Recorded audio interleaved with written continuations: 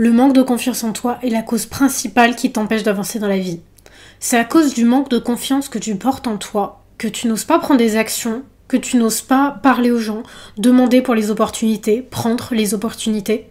Tu n'oses pas avoir le culot d'aller après ce que tu veux, de poursuivre tes rêves, de montrer tout ce que tu fais, de porter ta voix. T'as constamment peur d'être jugé et tu laisses l'avis des autres diriger ta vie au lieu de diriger la tienne. Et à partir d'aujourd'hui, tout ça c'est terminé. Je vais te donner les clés pour enfin avoir confiance en toi et enfin pouvoir créer ta vie de rêve. Il faut que tu comprennes qu'avoir confiance en soi, c'est exactement comme avoir confiance en quelqu'un d'autre. Donc, est-ce que tu penses que tu aurais confiance en quelqu'un qui, dès qu'il te fait une promesse, ne la tient pas ? Est-ce que tu aurais confiance en quelqu'un qui ne fait rien de sa vie, qui ne tient pas les promesses qu'il a envers lui-même, envers les autres, qui n'est pas quelqu'un de fiable ? Donc, pourquoi est-ce que tu veux avoir confiance en toi si tu n'es pas fiable envers toi-même ? C'est très important que quand tu te fais une promesse, tu te promets un truc, tu prends une résolution, de toujours la suivre. Comment est-ce que tu veux avoir confiance en toi en fait si tu n'es pas digne de confiance ? La confiance en soi, c'est pas inné, c'est vraiment quelque chose qui se construit et ça se construit au fur et à mesure du temps où tu vois que tu peux te faire confiance. C'est plein de petites actions, de promesses que tu te fais à toi-même que tu tiens et c'est à force que tu tiennes toutes les promesses que tu te fais que tu vas construire de la confiance en toi. Si à chaque fois que tu prends une résolution, que tu te fais une promesse envers toi-même, tu la brises, par exemple tu dis que tu vas te mettre au sport, que tu vas faire tel truc, que demain tu vas faire ça, et au final tu procrastines, tu fais pas la chose, t'oublies de le faire, et on peut pas te faire confiance. T'es vraiment en train de briser les promesses que tu te fais envers toi-même et en fait te dire que tu ne peux pas te faire confiance. À chaque fois que tu tiens pas une promesse que tu te fais, tout ce que tu fais c'est te dire « je ne suis pas digne de confiance ». Au fur et à mesure du temps, t'apprends que tu n'es pas digne de confiance, que tu ne tiens pas parole et du coup tu perds toute confiance en toi. Donc commence par te forcer, au même titre que tu le fais avec les autres, te forcer à tenir les promesses que tu te fais. Si tu fais une promesse à quelqu'un, tu vas tout faire pour tenir cette promesse parce que tu ne veux pas décevoir la personne, tu veux montrer que t'es quelqu'un qui est digne de confiance et du coup tu vas tout faire pour tenir cette promesse. Même si t'as promis par exemple de la voir un jour, mais qu'au final t'es fatigué, t'as un peu la flemme, tu vas quand même te forcer à le faire pour honorer ta promesse. Fais la même chose pour toi. Si tu t'es promis d'aller au sport, va au sport. Si tu t'es promis de faire telle chose aujourd'hui, fais telle chose aujourd'hui. Si tu as envie de lancer tel projet et que tu dis à tout le monde que tu vas faire tel projet, fais-le, mais sois digne de confiance envers toi-même. Accomplir en permanence des petites choses, des micro-actions, des micro-habitudes, c'est quelque chose qui va réellement te donner confiance en toi. Si tu veux construire une confiance en toi durable, t'as pas forcément tout de suite à te tenir des promesses immenses, à faire des choses immenses, mais rien que te donner des petites raisons d'être fier de toi en faisant des micro-actions, des micro-habitudes qui te rendent fier de toi. Ça va avoir un effet boule de neige et réellement te donner confiance en toi pour que tu réussisses. Donc donne-toi plein de petits objectifs en fait au quotidien, ça peut être des trucs tout cons comme faire la vaisselle avant d'aller me coucher, faire une séance de sport, ça peut être accomplir une recette de cuisine, ça peut être réussir à faire des petits objectifs, des petits trucs que tu te donnes au quotidien. Et en fait qu'ils soient petits ou grands, ces objectifs ça va s'accumuler et vraiment au fur et à mesure te faire accomplir des grandes choses et surtout te donner confiance en toi. T'as pas besoin d'accomplir des choses incroyables, de devenir millionnaire, de faire du sport tous les jours, etc. pour être fier de toi et pour avoir confiance en toi. Vraiment, je te jure que juste se focaliser sur tout ce que tu réussis au quotidien, des toutes petites actions en fait.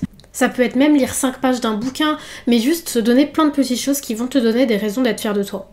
Et surtout, force-toi à te focaliser là-dessus. Tu vas pas te focaliser sur le négatif, tu vas pas penser en permanence au négatif, aux choses que t'as pas réussi. À la fin de ta journée, tu vas te forcer à forcément penser à toutes ces petites choses, ces petites actions que t'as faites. Ce que je te conseille de faire, c'est de faire plein de listes de gratitude au quotidien, également aussi de faire des listes de tout ce que tu as accompli en fait, et te focaliser là-dessus. En fait, ça va vraiment être des déclencheurs positifs, et penser à ça, ça va te mettre dans un bon état d'esprit et te donner confiance en toi. Parce que tu sais que t'es quelqu'un qui accomplit des choses, peu importe qu'elles soient grandes ou petites. Ces micro-réussites, elles doivent être alignées sur la personne que tu veux devenir. C'est-à-dire, si t'as envie de devenir une fille sportive, faire des choses en lien avec le sport. Si t'as envie de devenir une fille productive, voilà, faire des petites actions par rapport à ton travail, etc. Mais toujours faire en sorte que ces petites habitudes, elles confirment que tu es déjà la personne que tu veux devenir. Tu veux incarner une certaine version de toi-même pour avoir confiance en toi, pour être la meilleure version de toi-même, fais des petites actions que cette version de toi-même ferait et ça va te servir de biais de confirmation. Puisque tu as accompli toutes ces petites choses, ça veut dire que tu es déjà cette personne-là. Quand on parle de loi d'attraction, le problème c'est qu'il y a beaucoup de personnes qui se disent mais je peux pas croire des choses sans ancrage dans le réel.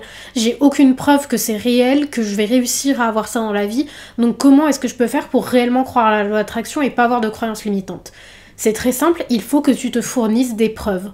En permanence, fournis-toi des preuves en prenant des petites actions du quotidien de la version idéale de toi-même, parce qu'on ne manifeste jamais des choses, on manifeste une identité.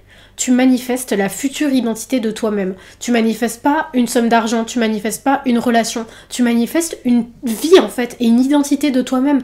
Et c'est une fois que tu as incarné cette identité que cette vie peut se refléter dans ta réalité matérielle. Donc prendre plein de petites actions, de micro-actions, de micro-accomplissements au quotidien, ces petites tâches, c'est des tâches que cette version de toi-même fait. Et puisque tu les accomplis déjà, en fait, tu mets un pied dans ta future réalité. Est-ce que tu crois vraiment que les gens qui ont confiance en eux n'accomplissent rien? En permanence, ils sont en train d'accomplir plein de petites choses qui les rendent fiers d'eux. Ça n'a pas à être des choses énormes, mais juste toujours se fournir des preuves qu'on est quelqu'un de capable, qu'on est capable de réussir ce qu'on veut, qu'on est quelqu'un de digne de confiance, et que du coup, puisqu'on accomplit toutes ces choses, en fait, pourquoi ne pas avoir confiance en soi? Avoir confiance en soi, ça va de pair avec le fait d'être fier de soi. Donc donne-toi des raisons d'être fier de toi. Tu peux pas juste te contenter de larver à longueur de journée, de pas tenir tes promesses. Comment est-ce que tu vas avoir confiance en toi si tu ne sais pas qui tu es? C'est ça le vrai problème en fait. Parce que y a plein de gens qui se disent oui, j'ai pas confiance en moi, etc. Mais tu sais même pas qui t'es. T'as aucune idée de tes aspirations, de tes centres d'intérêt, tu ne te connais pas. Comment est-ce que tu vas avoir confiance en quelqu'un que tu connais pas? Encore une fois, je vais reprendre cette métaphore par rapport aux autres, mais vois-toi comme une altérité. Tu vas avoir confiance en toi, comme on l'a dit tout à l'heure, si tu montres que tu es digne de confiance, mais aussi si tu te connais. Tu ne vas pas avoir confiance en quelqu'un que tu ne connais pas. Tu auras confiance en toi quand tu auras pleinement pris conscience de ta valeur. Et pour prendre conscience de ta valeur, il faut avoir conscience de quelles sont tes valeurs, quels sont tes centres d'intérêt, qui est-ce que tu es en fait, quel est ton comportement, comment tu te comportes. Aussi tes centres d'intérêt, donc pour avoir confiance en soi, la première étape c'est vraiment de se trouver. Et pour ça, tu peux tester différents hobbies, tu peux tester différents centres d'intérêt, te renseigner sur plein de sujets pour trouver quels sont les sujets qui t'intéressent réellement, mais te trouver des centres d'intérêt, te trouver des choses qui te définissent pour savoir qui tu es. Si tu regardes bien, toutes les personnes qui ont confiance en elles, elles ont une identité assez marquée, assez affirmée. Elles sont pas en train de suivre aveuglément les tendances. Elles savent vraiment très clairement qui elles sont, elles ne s'excusent pas d'être comme elles sont, et vraiment elles vivent leur vie selon leurs propres termes.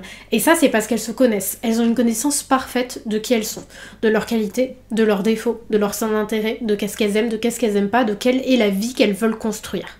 Donc c'est très important d'explorer plein de nouvelles choses afin de créer une identité qui t'est propre. Puisque je suis sur les réseaux sociaux depuis très longtemps, j'ai vu des dizaines de fois des personnes qui ont un gros problème avec l'identité personnelle, qui ont du mal à savoir qui elles sont et du coup vont calquer leur centre d'intérêt et leur apparence sur celle de quelqu'un d'autre qu'elles admirent parce qu'elles aiment bien les résultats que cette personne a eu et du coup se disent qu'en copiant son apparence, ses centres d'intérêt et tout ce qu'elle montre, ça va leur permettre d'atteindre ça. Sauf que ça ne fonctionne jamais. Parce que ce n'est pas authentique à toi, ce n'est pas toi, et du coup tu ne peux pas calquer l'identité de quelqu'un d'autre. Ça montre que tu n'as pas confiance en toi, et en fait ça n'est pas authentique à toi. J'ai vu de très nombreuses personnes qui ne savent pas qui ils sont et qui ont vraiment beaucoup de mal à avoir une identité propre, notamment parfois ça va vraiment dans des extrêmes. J'ai déjà vu des filles vraiment calquer mon style vestimentaire et même mes hobbies, dès que je parle d'un hobby, essayer de faire la même chose. Et c'est vraiment un signe d'instabilité dans ton identité. T'as pas une vision entière de ton identité. Tu ne sais pas qui tu es. Donc t'essayes de prendre celle de quelqu'un d'autre pour avoir une identité cohérente. Sauf qu'il faut voir que avoir une identité personnelle qui va te donner confiance en toi et vraiment qui t'est propre, en fait tu vas t'inspirer de plein de choses autour de toi et c'est comme ça que tu vas découvrir. Tu vas prendre des éléments visuels d'une personne, des centres d'intérêt d'une autre personne, te renseigner sur plein de sujets différents et c'est comme ça qu'en fait tu vas agglomérer plein de choses différentes pour faire quelque chose qui t'est propre et qui est unique. C'est vraiment un signe de manque de confiance en toi parce que t'as l'impression de ne pas être assez intéressante telle que tu es et que du coup pour que les gens s'intéressent à toi, il faut que tu calques l'identité de quelqu'un d'autre. Vois ça un petit peu comme une sauce. Ça prend énormément de temps à créer. T'es en train de créer ta sauce secrète. Et pour créer une sauce, pour créer une recette de cuisine vraiment incroyable, il faut que tu testes plein de choses. Tu vas tester plein de combinaisons qui ne fonctionnent pas, tu vas t'inspirer de recettes déjà préexistantes, tu vas tester plein de différentes choses, de nouveaux ingrédients à rajouter pour ajouter ta touche personnelle. Et c'est un mix, voilà, ton style, ton maquillage, tes centres d'intérêt, ta façon de t'exprimer, qu'est-ce que tu veux faire de ta vie, tes activités, ta vibe, etc. C'est plein de mélanges de choses qui vont créer ta propre recette. Et c'est un voyage en fait, le but c'est pas la destination. Donc c'est normal que ça prenne du temps et c'est dommage d'essayer de calquer l'identité de quelqu'un d'autre dans le but de gagner du temps parce que par définition le fait de créer son identité c'est quelque chose de constamment en mouvement et quelque chose qui prend du temps en fait. Tu peux pas le créer en un claquement de doigts. Le but c'est vraiment ce voyage de découvrir qui tu es pour l'incarner. Pour avoir confiance en toi, essaye de devenir experte sur un sujet. Devenir experte, c'est vraiment quelque chose qui va booster ta confiance en toi fois 1000. Et ce, peu importe quel sujet c'est. Vraiment, c'est, je pense, un des gros takes que j'ai en 2025, c'est le fait d'arrêter d'essayer d'avoir une culture générale, toute cette idée des carnets de culture qu'auparavant je promouvais beaucoup. En fait, j'ai réalisé que c'est souvent dans le but de pouvoir parler vite fait dessus, tout, comprendre un petit peu tous les sujets, mais c'est toujours de façon superficielle. Tu ne vas jamais creuser ces sujets-là et du coup, en fait, t'as juste une culture très de base, très superficielle qui te permet juste de comprendre de quoi on parle dans une discussion mais sans comprendre vraiment l'intensité du phénomène. Beaucoup de personnes cherchent donc à avoir cette connaissance superficielle sur plein de sujets pour avoir une culture générale. Mais je t'assure que pour avoir confiance en toi, ce n'est pas nécessaire d'avoir une culture générale sur tout et qu'au contraire, ça peut te donner beaucoup plus confiance en toi d'être experte sur un sujet spécifique, quitte à être totalement ignorante sur tous les autres. Parce que le problème avec la culture générale et les carnets de culture, c'est que c'est pas ancré dans la réelle envie d'apprendre. Puisque ça reste extrêmement superficiel, c'est juste ancré dans l'envie de vouloir pouvoir discuter de ça avec les autres de façon très superficielle et surtout de ne pas paraître bête.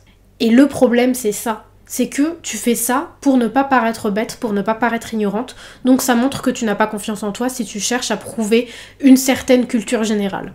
C'est ancré dans la peur d'être jugé, alors que si tu commences à te renseigner plutôt sur des sujets qui t'intéressent réellement, là tu vas pouvoir rentrer en profondeur dans les sujets qui t'intéressent, devenir super experte sur tes sujets, et comme ça tu vas devenir en fait une référence pour les autres. Si les autres ont envie de savoir un petit peu plus sur un sujet, par exemple t'es experte en vin, je sais pas, je dis une connerie, ben en fait les gens vont aller vers toi pour avoir des conseils sur ce sujet-là.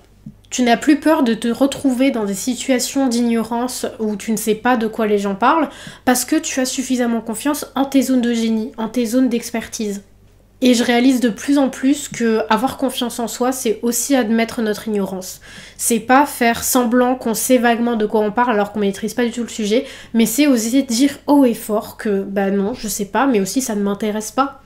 Et c'est aussi une preuve d'intelligence parce que admettre qu'on ne sait pas, c'est aussi se donner l'opportunité d'apprendre. Parce que si tu fais semblant avec cette culture générale très superficielle de vaguement maîtriser tous les sujets, tu n'es jamais en position d'apprentissage. Tu veux juste montrer que tu sais, mais tu ne te mets jamais en position d'ignorance et d'apprenti.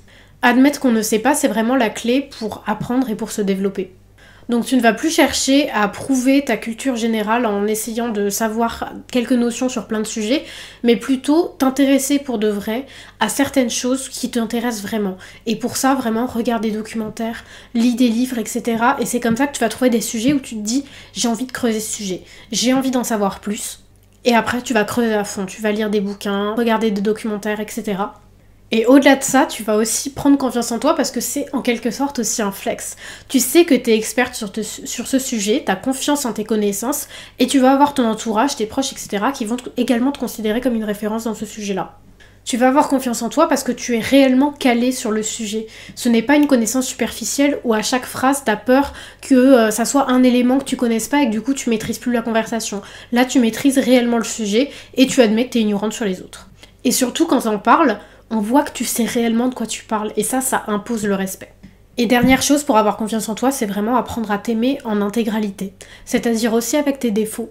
Comme ce que je vous disais sur le fait d'accepter d'être ignorant, accepter aussi tous les défauts que t'as, accepter que t'es pas parfaite, accepter que t'es en constante évolution, accepter ton corps, ne plus t'excuser d'être. On peut toujours certes évoluer et s'améliorer, mais l'important ici c'est vraiment de ne pas vivre dans la honte. Je prendrai toujours le fait d'évoluer, de devenir la meilleure version de soi-même, mais ça veut pas dire qu'il faut avoir honte de la personne qu'on est actuellement. On a tous des défauts et c'est important d'accepter aussi ces défauts et les accepter c'est aussi la première étape pour évoluer, pour apprendre, etc. Alors que si tu les réfutes, si t'acceptes pas d'être comme ça, que t'en as honte, etc., tu te donnes jamais l'opportunité de t'améliorer. Donc c'est important de regarder en face les défauts qui font partie de toi, ceux également que tu peux changer, mais sans jugement, sans se flageller, sans se dire qu'on est trop comme ci ou pas assez comme ça, juste vraiment une simple observation. Il reste encore quelques exemplaires de mon carnet d'auto-coaching sororité. C'est un carnet pour t'aider à te reconnecter à toutes les sphères de ta vie de femme. Donc que ce soit te reconnecter avec ton corps, apprendre à l'accepter, également atteindre tous tes objectifs, mais aussi avoir des meilleures relations dans tes relations amoureuses et également guérir de la jalousie envers les autres femmes pour te créer un cercle de sororité ultra positif entre femmes. Franchement, c'est un carnet ultra complet avec des leçons, des exercices, tout ça qui va droit au but. Donc si ça t'intéresse, tu as le lien dans la description, il reste encore quelques exemplaires. Donc voici un petit peu l'intérieur si tu veux voir. J'ai vraiment cherché à le rendre simple, clair, efficace, vraiment qui va droit au but, avec des schémas pour vraiment simplifier au maximum tous les concepts et que ça soit simple à suivre.